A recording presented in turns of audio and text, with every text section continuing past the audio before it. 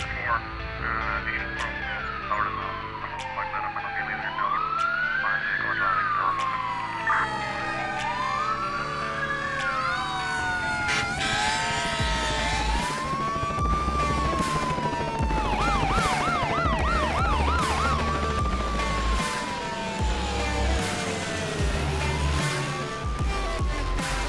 Hey everyone, on this episode of Noon, meet Ryan, an indomitable spirit who, despite being removed from the fire service due to injury and PTSD, remains an unwavering advocate for the mental health of firefighters. Ryan sheds light on the often overlooked struggles of PTSD within fire services, a battle many providers face silently. Despite grappling with his own journey, Ryan is fighting not just for himself, but for those still in the fire service and those transitioning out. This episode promises to be an eye-opening exploration of the challenges faced by firefighters, both seen and unseen. Don't miss the chance to witness Ryan's courageous advocacy and the strength that defines his story. Let's get started. All right, Ryan, thank you so much for joining us on the Noon podcast today. How are you doing? Doing well. Thank you for having me. Yeah, no problem. I appreciate that you reached out and wanted to talk about some PTSD and all the other fun things that you've brought up in previous conversations. Can I go ahead and get an introduction? Yes, my name is Ryan Martinez. I am retired from a local fire department, medically retired from post-traumatic stress disorder related to post-traumatic stress injury over the course of my 14 years of active service. And right now I'm trying to hang on best I can to what I need to do for my family. Sure, and that's tough, right? Did you do anything previous to the fire position? I essentially started doing that right out of UNM. I did my EMT basic class, then I went and volunteered for a fire department. Then I got hired on career to another fire department until I was medically retired at the end of 21. So it was pretty recent then. Yes. And are you doing anything post-retirement? I know you said you're just trying to kind of keep your family afloat, but are you doing anything to keep yourself busy? Right now, I'm just focusing on my family and really trying to work on myself because along with my PTSD, I was also diagnosed with multiple sclerosis when I was 23 years old. And so with multiple sclerosis, it is a progressive disorder.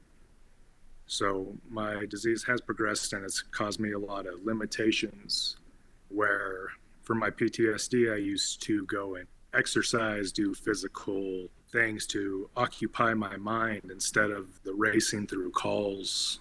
And with the progression of my disease, now I'm unable to go and do those physical things. And so being able to occupy your mind without doing the physical abilities anymore is quite trying. So that takes up all my time, and whatever free time that I get for myself, I try to put towards strengthening my family dynamic between my kids and my wife. Sure. So what do you find yourself doing when you're trying to tie up your mind? Right now, I'm listening to audiobooks.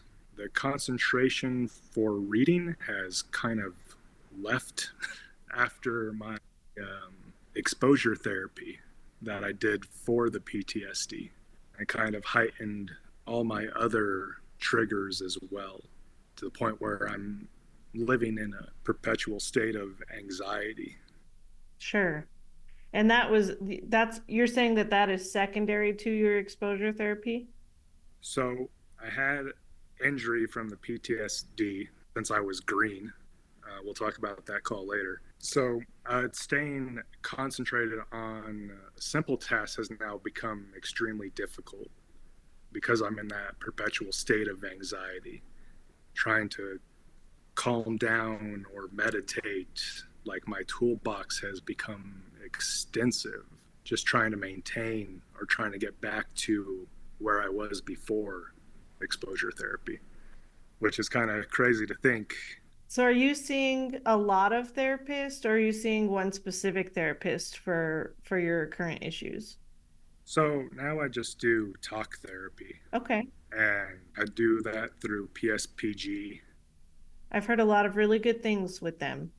And they're really great. They're not the ones who put me through exposure therapy. That was through workman's comp in order to try to fix my PTSD, which in fact made it a thousandfold worse. That's kind of what I was picking up on, and I didn't want to assume. So I know that you talked about how you received or incurred PTSD through the job, but as a child, did you have any issues, or as a teenager, did you have any issues that you feel like would have progressed this PTSD further? No, this was, I'd say, the worst things that have happened in my life, or most traumatic experiences, were from the fire department. And I do have some from custody related issues, but we don't need to go into that here.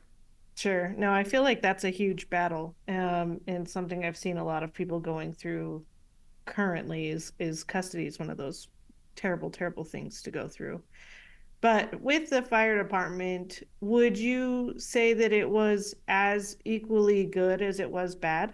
I think the dynamic that the fire department has, where one can create their own family, where we have brothers and sisters that are all there for one another, who are all covering each other's backs, people who we can be vulnerable around, though we choose not to be.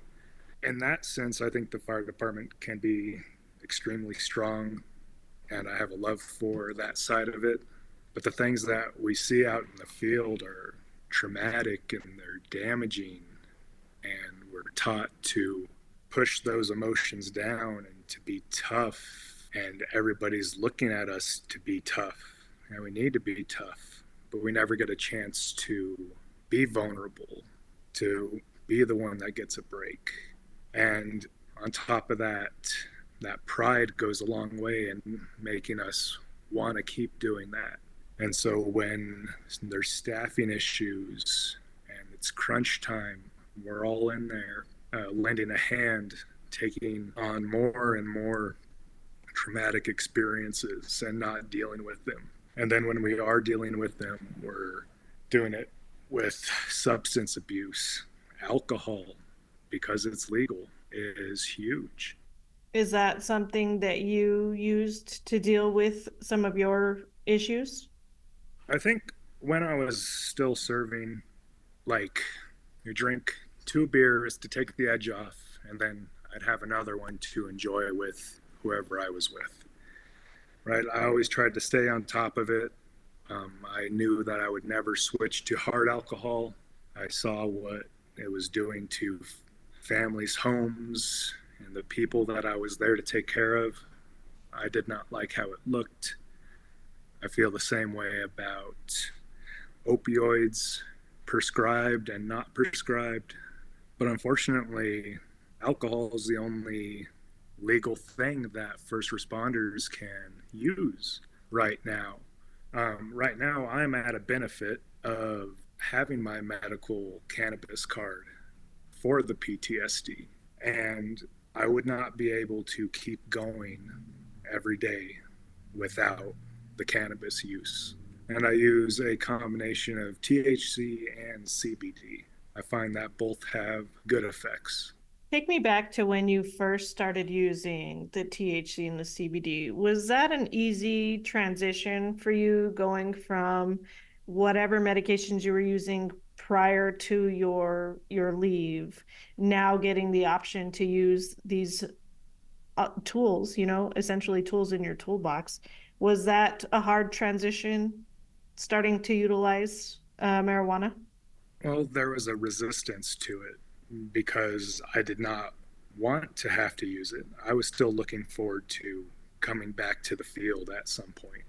I still have regret on not being able to finish my last few years to obtain my 20-year retirement. But the transition, I would say, was not easy because I took a long time to find guidance on what to use and how to use it, and then what process or delivery was the best for the cannabis use. I did find a lot of help at Verdes.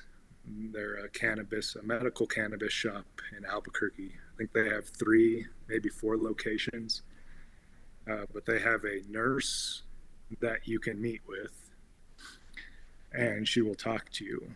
The nurse there, she herself has multiple sclerosis, and her son is a combat veteran. So she is very familiar with multiple kinds of treatments and cannabis use, and I've been using them for probably close to 2 years now, and they seem to have their stuff dialed in.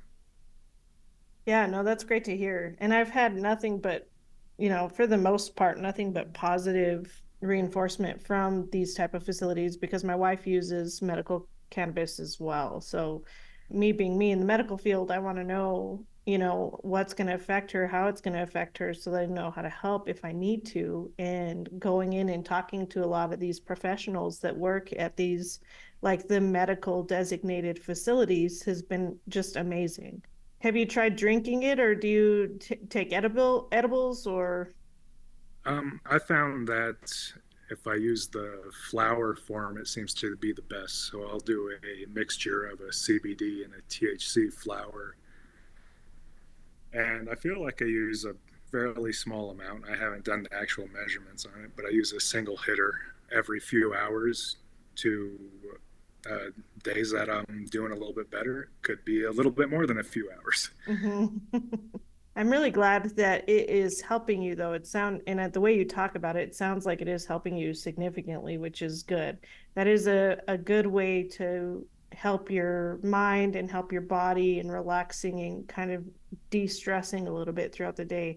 I really wish that they would make this more open for our current providers and for federal. And it's something I've talked a lot about previously, but I just think that that is a really good tool for, a lot of our professionals out in the field and in the hospital and, our buddies in the cop cars. One of my hopes is that this will become something our fellow first responders are able to use instead of alcohol. And I'd like to be on any sort of, I guess, a spokesperson position if anybody has any talking points or they want my perspective.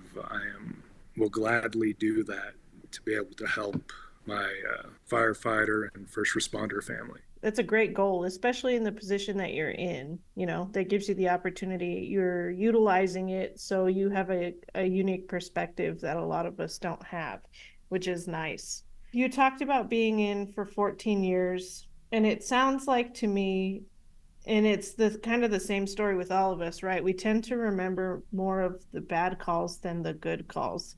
Would you agree that that's kind of similar for you as well? I would, and I would add that the bad calls are haunting, and not in the sense that they're grotesque, in the sense that there wasn't anything or any more that we could have done to save those people. And I think survivor's guilt is huge within the fire department because I remember every face that I remember losing life while in my care. And I think that's an even harder thing to process than the gore that we do see on a daily basis. So we do see a lot of trauma. We do see a lot of gore in our positions. You're saying that you are having a harder time with the ones that aren't as gory than maybe the traumatic deaths. Not necessarily. I think the traumatic gore is just as bad as a sense of why couldn't have this person been doing this. So even having guilt that's not even our own to have, like why was this person falling asleep at the wheel and hit this family, you know? Why is it me who has to tell this family that their mom's dead? Like I think that sort of stuff weighs more because this person who was not being responsible has now caused all this damage for all these people and even to us without even realizing it. Yeah, so we're getting all of this secondary trauma, right? How do you deal with the people that tell us that this is our job? This is what we signed up for. um Nobody's ever come and said that to me. No, So that's good. That's good to hear. yeah, I'd let them have it though, for sure. Would you say that, because you said you were in for 14 years, would you say that that mentation has changed? That, we did have a lot of suck it up buttercup, and that has progressed into a tell me how you're feeling about it and why you think you're feeling about it. Well, I think the dynamic's starting to change because now there's a need for it. Because now we're seeing that the mental toll is more of an issue than the physical toll of our bodies. Most of the firefighters I know were athletes going in, right? And the athlete's mindset is, I'm going to do it better than you, Mm-hmm. no matter what.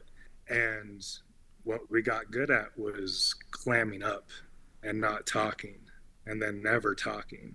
And I'm speaking in a broad sense here. And I know there's a lot of firefighters out there who don't deal with this sort of thing, or at least don't think that they do. I know that I was one who didn't think that I was dealing with this sort of stuff. So, what would you suggest to help people that are still currently in the fire department or future generations coming into the fire department to help kind of stave off some of the issues that you're having? I would tell them to talk to their crew, talk about how they're feeling, understand that us calloused old guys in the department, we're starting to just figure this out now. So we want you to not clam up, and we want you to share and you break the ice. And hopefully the other old guys will get into tune. But definitely see a professional when you've had traumatic experiences. Get to talking to somebody right away. You're totally unaware of how it's affecting you. It comes up blindly, comes out when you least expect it. Um, I don't know if there's a way around not getting PTSD through the fire department, but if there is, I'd love anybody to share their wisdom on it Right. because we can all learn from each other. And what would you have liked to have seen more in the fire department while you were active duty? Like, what do you think would have helped you more if they had those services available? I think it would have been a follow up on those new people who are in, who don't know, the ones who you just taught an associate's degree to in a matter of months. Those guys who are children who don't know how to act in the field. We got guys coming into the department who don't know how to cook, who don't know how to do their laundry. So, and who like video games, and then they go to their room and play video games. So the family dynamic of the fire department is slowly going away, also, where we have these chaotic calls that leave us with these mental wounds, and then we go straight back into isolation while on shift, and we're never processing anything. And at least I was in a group where we were all together joking about the traumatic experiences in an awful sense. But there's those ones that that you don't joke about them Right. because that those ones affected everybody. Right. And so do you think that you talked about having a little bit more follow-up. So do you think that there should be more of a task of having people sit down and kind of share their feelings? And do you think it should be done right after the call, or do you think it should be done after like a week or a month? I think there's different scenarios. I think that once everybody is on board with opening up and being vulnerable to talk about a situation, I don't think a timeline is necessarily the important part of it. It's once you're in the practice of going through something, I think you'll want to pursue that option quickly. That makes sense. I feel for a lot of the firefighters here, and I struggle because I don't have all the answers either, but a lot of these guys are doing these 24, 48-hour shifts, and on the trucks that you're on in some locations you're running 24 to 48 calls. You know what I mean? And that's got to be hard. So where do you fit in this time to sit down and open up? Yes, sometimes there isn't that opportunity.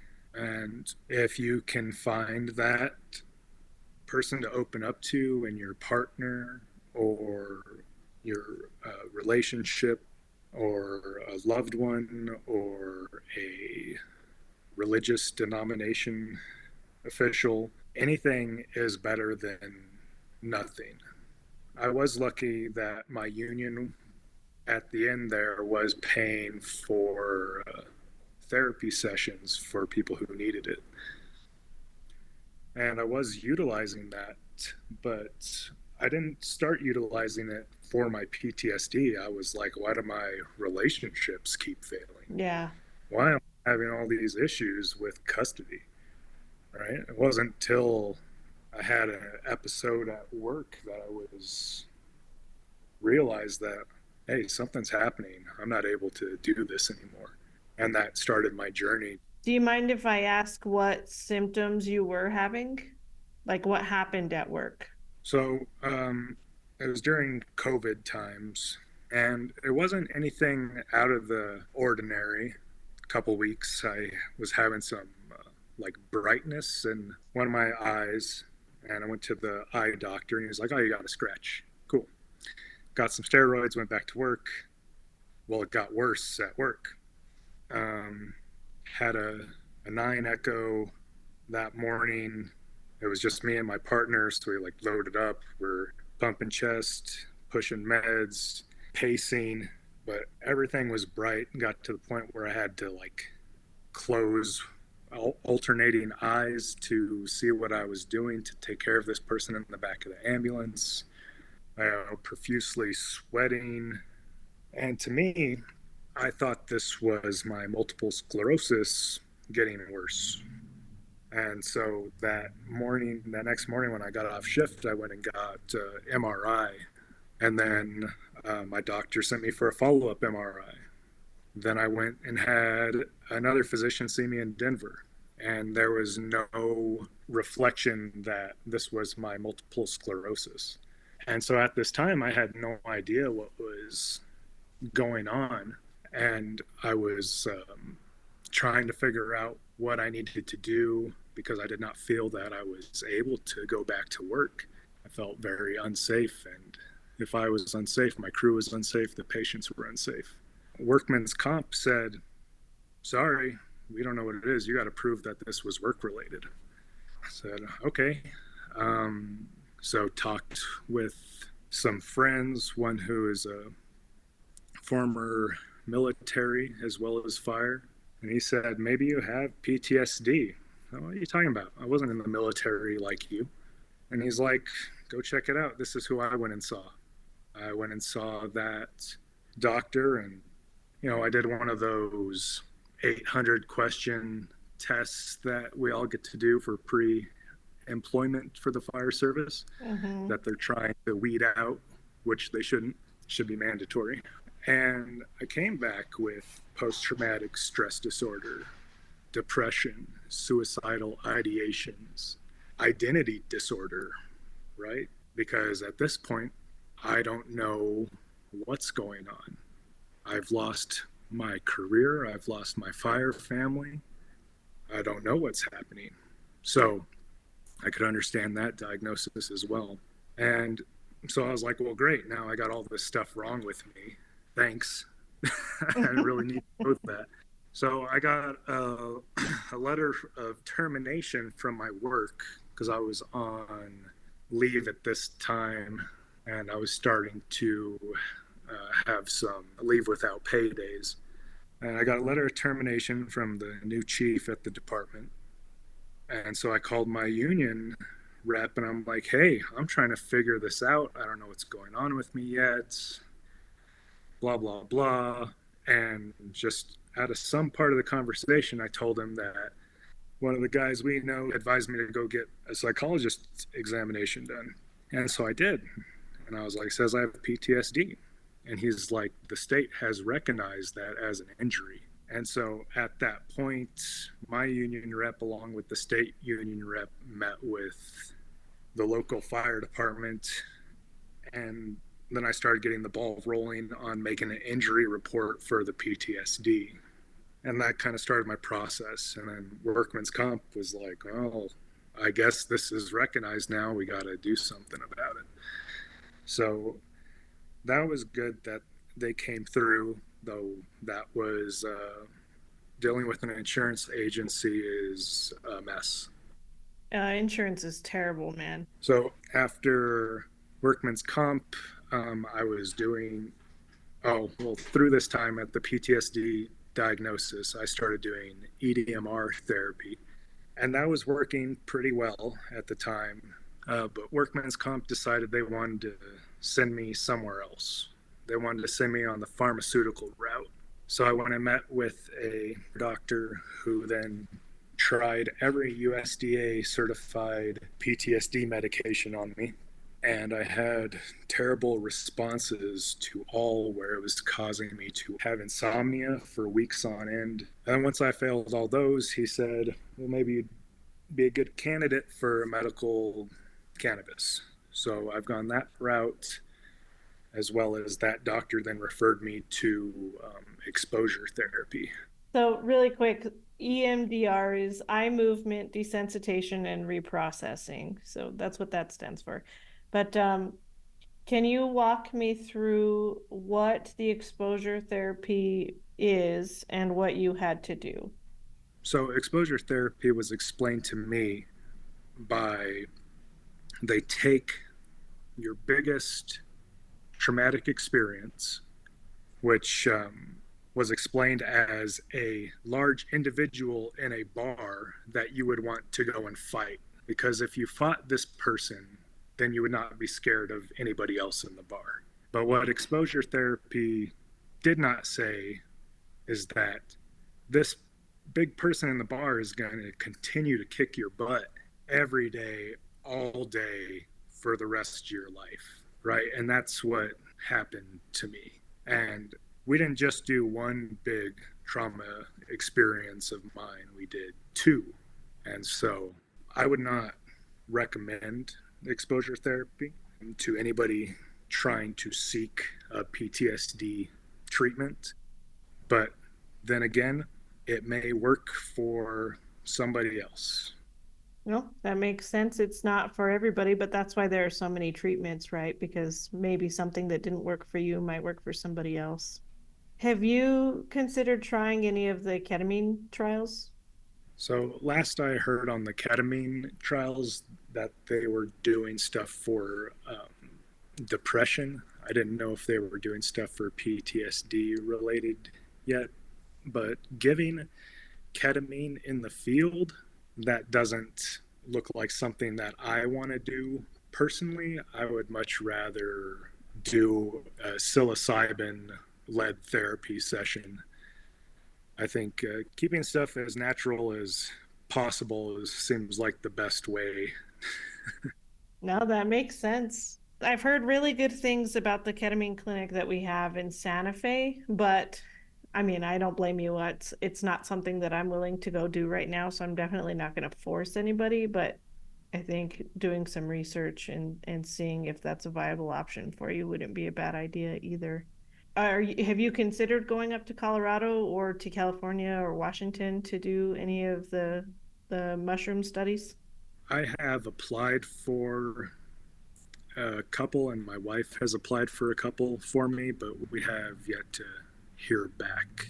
But I am definitely interested in more therapies that I can experience to bring back to the first responders and give a more in-depth experience so people have a route to choose for their own if they start experiencing what I've gone through.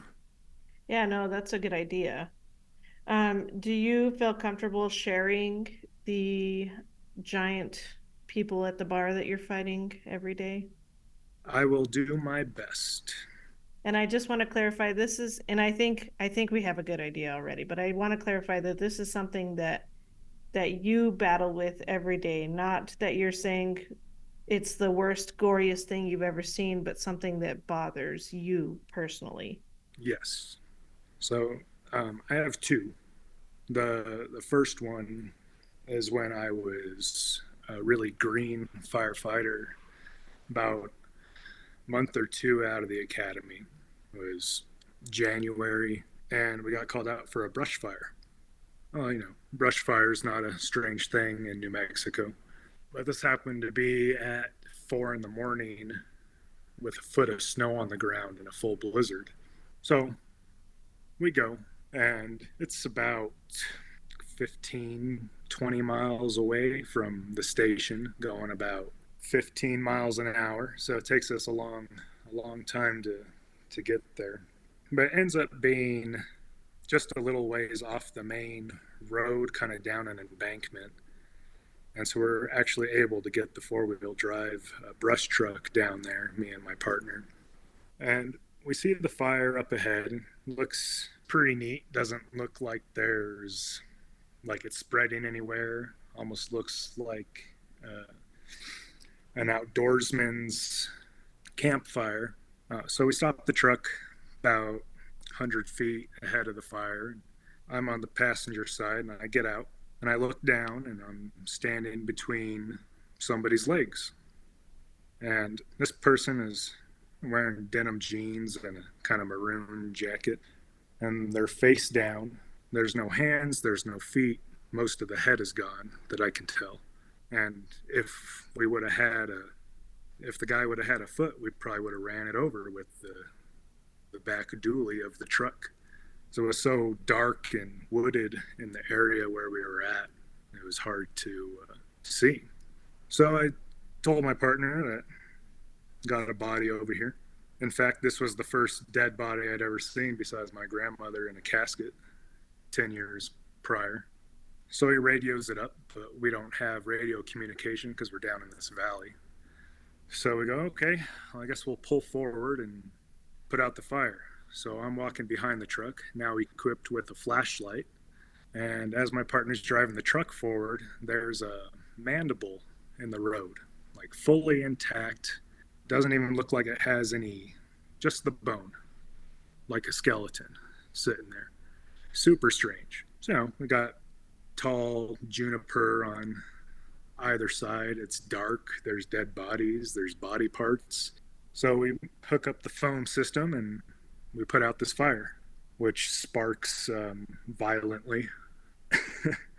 So comes out that this fire had some magnesium in it, which seems real strange for in the middle of the woods.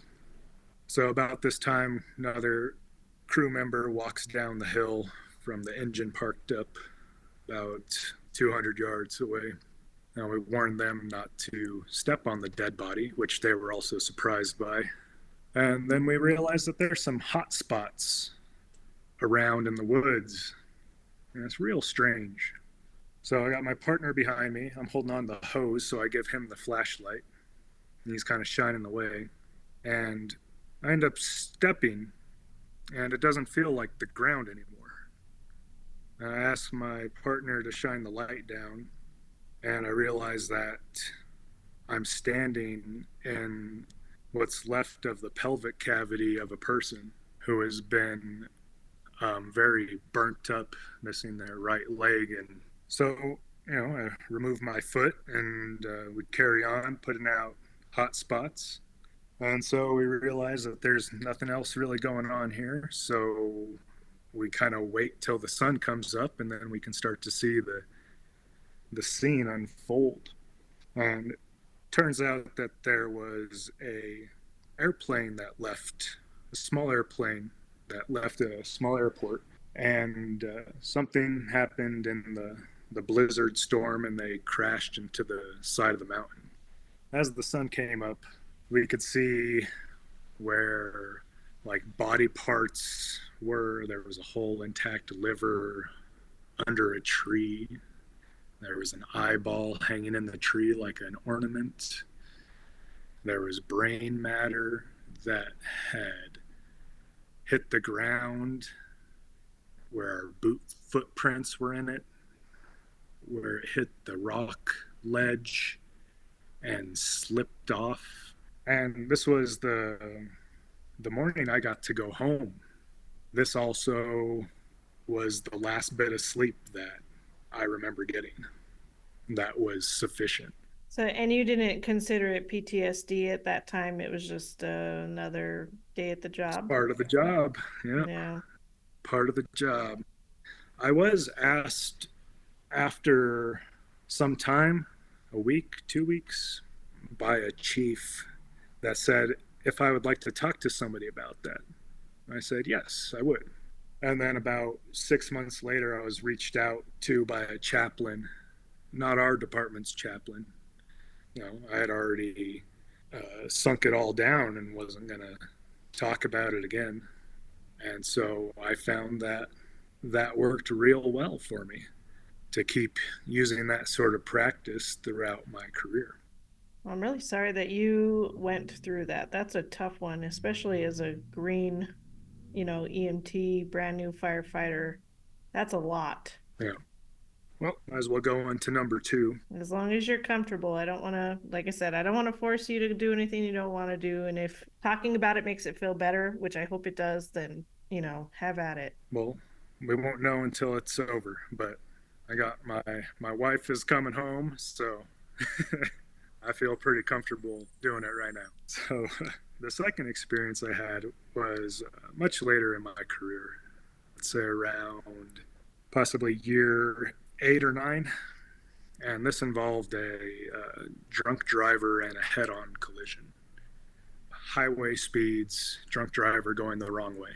Well, we were on another call, and we had just got back to the station, and we got toned out for a MVA, vehicles on fire, fire approaching, occupant cabin, driver entrapped.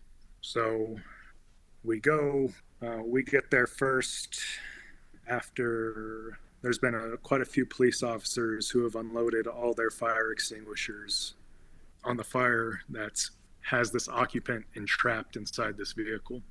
When we arrive, the fire has entered the occupant area of the vehicle. We have a giant fire extinguisher on the ambulance that is like a miniature lousy fire truck. So I deploy that, and throughout this whole time of me deploying and trying to get as close as I can without, having my turnout gear completely on and feeling the heat on my bare hands and my bare face, watching this fire extinguisher just evaporate before it even reaches the vehicle with nothing I can do. I'm watching this person flail around while completely being on fire and watching them burn alive until there was no more life without a thing that I was able to do for them. And then I went to paramedic school and met you. You messed up, huh? I was like, this will be a nice break. Let me go to paramedic school. Yeah, let's do this. Let's see more EMS, right? Oh man, I'm really sorry. That's a lot too. Those are some pretty hard, very traumatic deaths. And I mean, like I said, like one of the reasons why I do this podcast is because for me, and I hope the people that I have on here, it is cathartic. It's cathartic to talk to you about it. It's cathartic to talk to other people about, the stories that I've lived in and have shared with a lot of you guys. So did the fire department reach out to you after that one? Yes, there was a critical incident stress debriefing. It happened at our next on duty shift. Though the problem that I've seen with with outside agencies that are coming in is that they're not quite familiar, or we're not familiar with how they do it yet. So we're all reluctant to open up or to see that as a benefit, where we're like, no, I'm stronger than this. I don't need that. I'm not going to be the first one to speak. And that's essentially how it was. It was like, you okay? Yeah, I'm okay. You okay? Yeah, I'm okay. And around in a circle till, well, nobody's ever going to speak up if there's not a first person to do so. Right. And if it's not a welcomed, if somebody does speak up and it's not welcomed, nobody else is going to speak up still. Right. So it's a matter of changing our culture and changing how we view things and then how we react. Right. So we need to stop being reactive and we need to start being proactive with a lot of these new people that are coming into this field. And we need to start being proactive for some of our older guys that are in this field. Yep, very much. So, what has come out of all of this for you? Well, I believe that structure was a huge positive thing that came out of this. That having a team dynamic where we were able to flow through scenes without much communication because we had worked so well together. And I believe that now we need to transfer that to our emotions so we can continue to be involved with each other's lives and not just saving other people, but saving ourselves from ourselves. Right. And saving each other. So, what is the shirt that you're wearing right now represent? So I had some big ideas, but I'm not in a position to carry out these ideas by myself because I'm physically too tired and I'm mentally um, can't dedicate the time that I'd like to this with everything else that I have going on. But I wanted to create a place that was safe for people to come and talk and experience just some good mental health stuff, and a place in order to share my story for those people to hopefully be able to feel comfortable enough for them to come join. But ultimately, I'd like to create some sort of family that has an emotional level of firefighter support in ways of stuff where we used to do union picnics and family events where everything was we were very much entangled into each other's lives. And I think that if we can get that back, as well as being able to open up about how troublesome these things are and realizing that they are taking a toll and that we do need each other to survive this epidemic. And you've started going out and speaking, right, at conferences? I spoke last year in September at PSPG's Resiliency Summit. They asked me if I was willing to share some of my story, and I was able to do that. I have been asked again by a different local fire department than the one that I worked for to speak at their mandatory mental health training that they're putting on for all their employees. And so I'm looking forward to that. I know it's going to be a struggle, just like this was a struggle today Yeah. too. Um, but I feel that this is a way for me to keep helping from my position. And I know that with my personal circle of firefighter family and even my not firefighter family, that me being vulnerable has opened up more windows, and I feel that I see those members also starting to heal and dealing with their issues as well. Yeah, you definitely have a unique perspective where you've seen a lot of trauma, but then you're also dealing with the medical issues that you've had. With your diagnosis of MS, how has that affected your career as well? Well, I essentially um, ignored that I had MS and I refused to quit because of that disease. I did make a lot of changes to my lifestyle throughout that course of my diagnosis to where I was watching what I was eating, what was going into my food, stopped eating antibiotic meat, started eating only organic meat. Then I started raising my own meat. And to the point where now I'm plant based diet, and I've been plant based for 9 years. So, Wow. Is that hard? I feel like that's hard. I'm a beef lover and I love chicken. So I feel like that would be a really hard transition. well, I did a trial period and I did it for 2 weeks. I thought, all right, that's pretty good. Avocado toast is pretty good for 2 weeks, I guess. But then did it for another 2 weeks and I felt the changes in my body. I stopped having to use pain medication along with my injectable medication because it was causing symptoms that I'd have to like use a leave to deal with. Yeah, so a lot of So I stopped inflammation. having, yeah, so I had to stop. So I got to stop doing that, which was real helpful. And I overall felt better, got a little bit better physique form without having such a hard time. I don't know. With athletics, I've been in shape and got out of shape a lot of times. Um, so I felt like being plant based helped to that transition a lot better. Yeah, you cut out a lot of those seed oils, huh?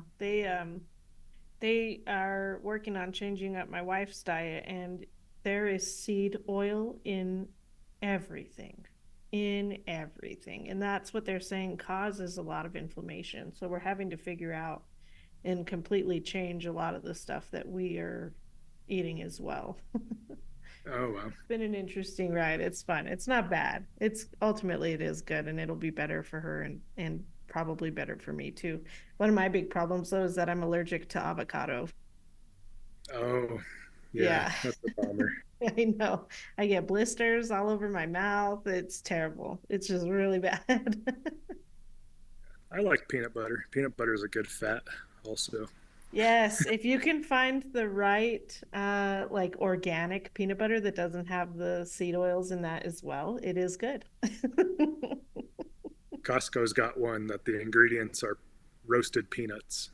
That's it. That's amazing. I'll have to hit that up because we have a Costco card now, so I'll be having to check that out.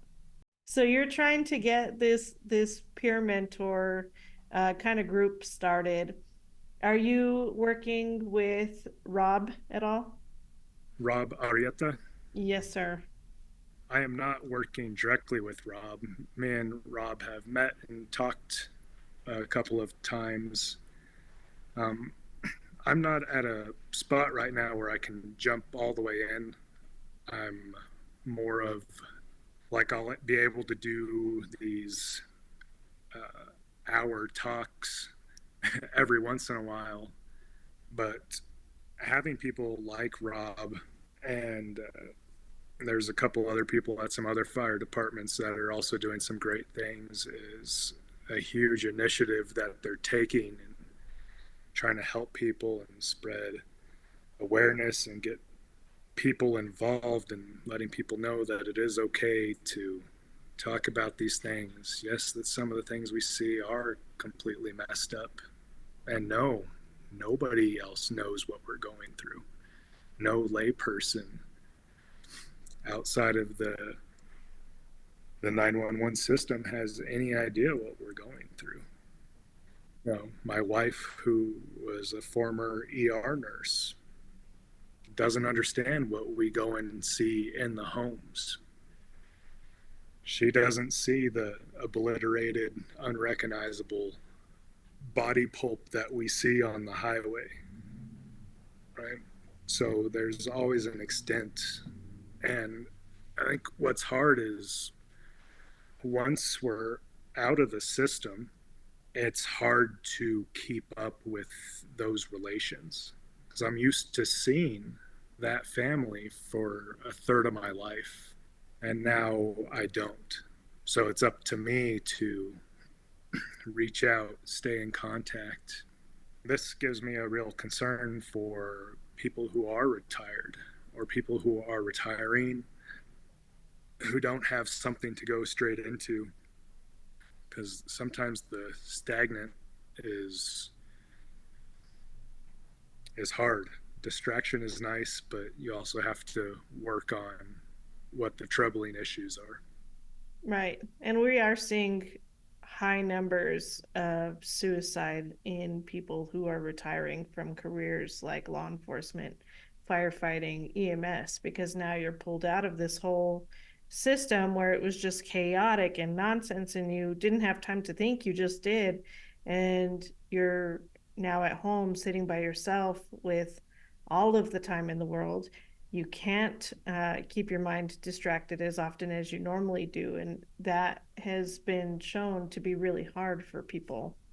There's a couple of groups that I've talked to and that I am working with to hire out retired EMS, LEOs, all that stuff to kind of help that transition. I think that's something that we should see more. You know, we work really hard to make sure that when vets come home from being overseas, they have jobs and positions that they can and be in. We should start doing that for our retired guys and girls as well.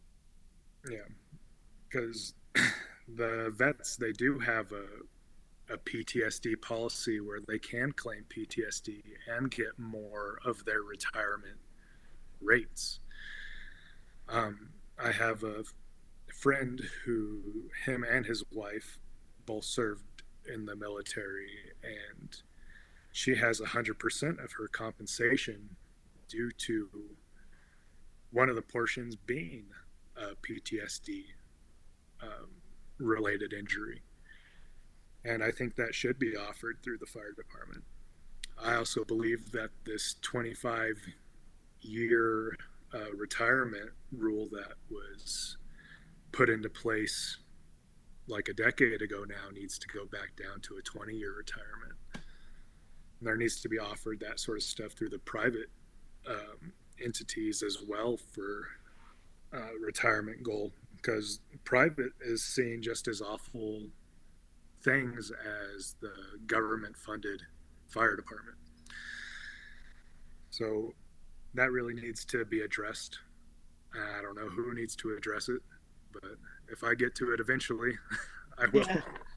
Well, I'm glad to hear too, though, that your work recognized that PTSD is an injury because that's at least one little step in the right direction, right? We are seeing huge numbers of PTSD amongst our first responders and even our nurses, and there's not a whole lot being done about it, which is really unfortunate. So you telling me that your work considered that an injury and you're out on that injury is big. It's big. And you're right. We do need to start hitting those private sectors because one person leaves, right? Whether it's due to PTSD, suicide, injury at work, whatever. And guess what? They're just trying to fill that seat as fast as they can, right? So that would be a huge improvement. Yeah, I'd like to not go through Facebook and see a black band on Mm-hmm. a bunch of my friends' profiles. And it seems like that band just changes different names. It never goes Yeah. away. No, it's true. It's true. It just cycles through from one person to the next, and it's really sad. And then we get put as a statistic number on a scale saying this many firefighters or this many EMS providers died by their own hand this year. I'd like to start putting up numbers of people who aren't killing themselves, Right. who are still trying to do what they can, even with these kind of injuries. I want to put the survivors up there in a column. And I urge everybody to continue being one of those survivors. And I hope that what I've talked about today and my experience has shown some people that you can do it and it's okay to do it. And it may not be easy, but it's going to be worth it. Right. We want to have good, successful careers, and sometimes that's hard. It's hard to see the end goal. But it's good to hear your story and others like it, because it is a sign of success, you know? You are here right now and you're trying to get yourself taken care of, and you're not only trying to get yourself taken care of, but you're also trying to get a lot of your brothers and sisters and those private sectors all to get better as well, and to continue on and keep fighting that fight. As long as I can be an advocate, I will continue to do so. That's awesome, brother. Well, thank you so much for that. And Ryan, I want to give you the opportunity to bring up anything that you feel that we didn't talk about today. I'd like to touch on like mental health and treatment within the services. Back when I started, some of us had anxiety, they were SI. We just put restraints on them and let them throw their fit. And now that I'm at a state that mentally I'm fragile, that if those things were to happen to me and I was treated like that, I would feel like it was going to kill me. And I know that I wouldn't ever let something like that happen again. So having these medications that do the restraining for us, I think are huge and need to be implemented. We need more people who are able to give those medications. Back when I started, you know, EMT basic, you couldn't give those medications. You just got to learn how to wrestle when a moving ambulance. So I really like the chemical restraints. I think that's a great option. Yeah, and I think that's probably my takeaway is treat those people kindly because they have stuff going on that they don't want to share with anybody, but it's causing them to be in a state of mind that they are not necessarily in control of. Yeah, no, that's a great point. And I agree. I think that chemical restraints in the last few years have been tremendously helpful, right? Now we're preventing more injury, uh, physical injury, right? On top of kidney injury from, all the buildup of the bad stuff in the muscles when people are fighting, and we're able to get them to the hospital in a lot safer of a position, which is good. As long as I'm a huge advocate for it as well, as long as we have providers that are paying attention to what they're doing, right? Like, you want to make sure that you're throwing on that end tidal if you're knocking somebody out, or that you're keeping an eye on that airway, because the last thing you want to do is accidentally kill somebody by overdosing them. Yeah, sure. And that comes with proper training and Yes. education that hopefully people are being held to a standard of doing that minimum quality of care.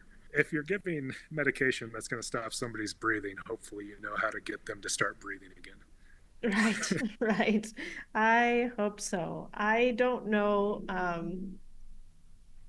if you listen to any other podcasts, but Austin Kaiser's, he hosts the podcast The Coffee Break Hymns, and he just talked about how we as providers are actually like killing people with BVMs, right? Because we are over bagging, and then we're too forcefully bagging.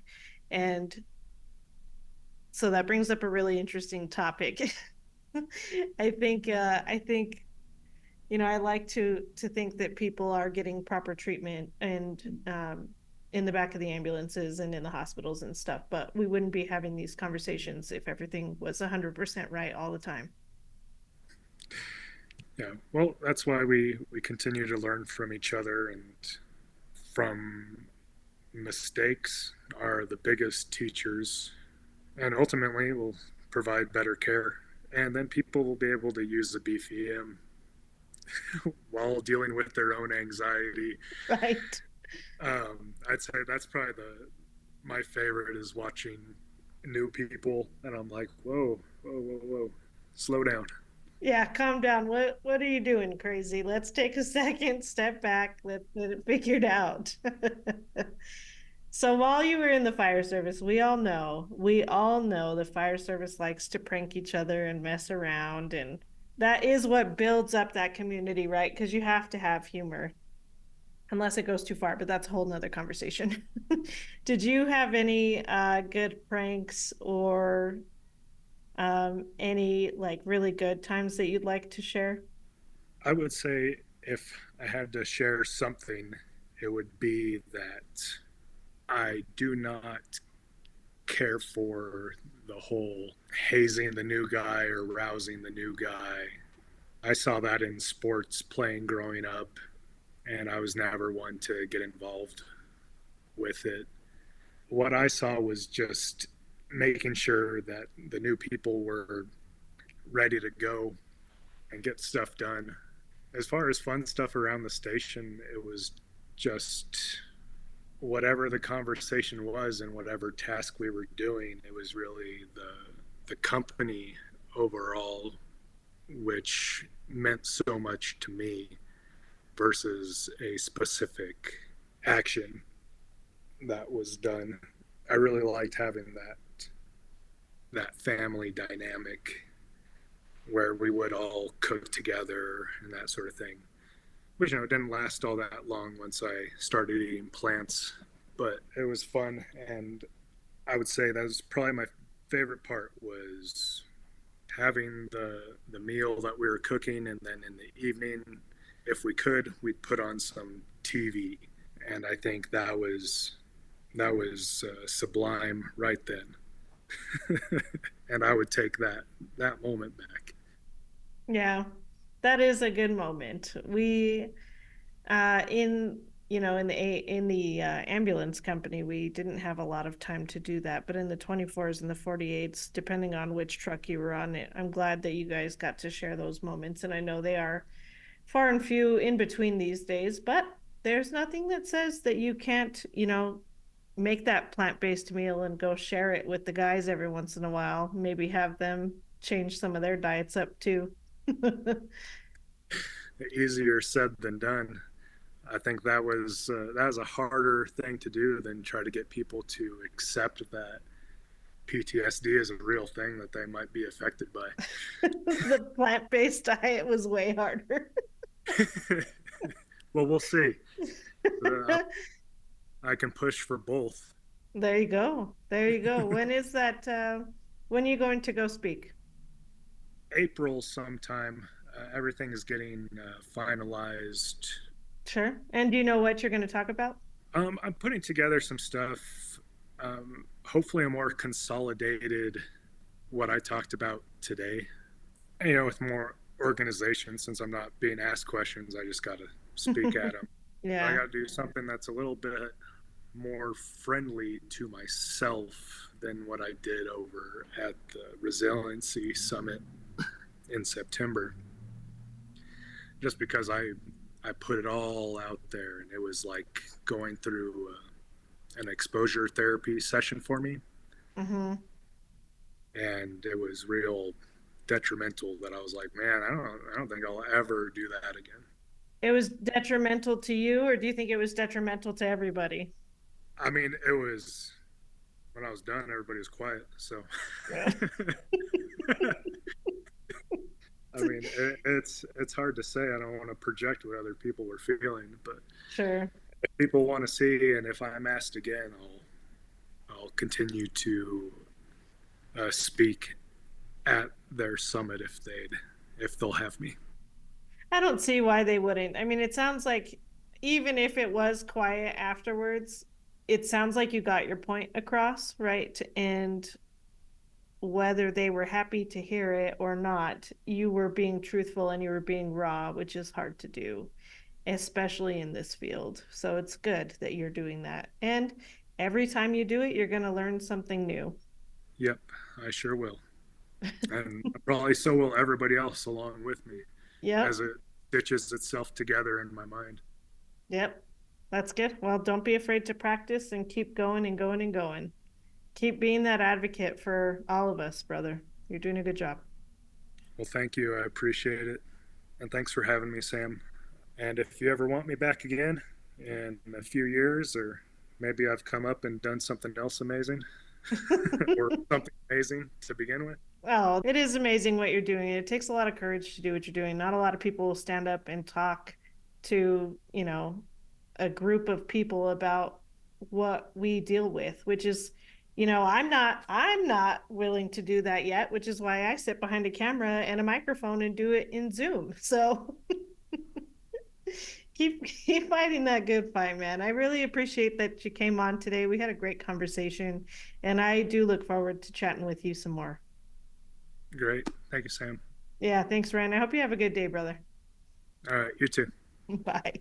Bye. Thank you for listening. Before we wrap up, we have a few important announcements to share with you. Firstly, we're excited to announce the launch of our brand new 911 Nonsense Facebook group page. It's a community where everyone can go to connect, share ideas, discuss topics from the show, and get all of the most recent updates about the podcast. We'd love to have you join us and be part of the conversation. Next, we want to ask you to rate and review our podcast on your preferred platform. Your feedback means the world to us and helps us reach a wider audience. By rating and reviewing the show, you'll be supporting us in a big way and helping others discover 911 Nonsense. If you enjoy what we do and would like to support the podcast even further, we have a few options available. You can visit samspursuit.com to find the links to our 911 Nonsense merch page and our recently released Noon gear page. Every contribution, no matter the size, goes a long way in helping us continue to better the podcast.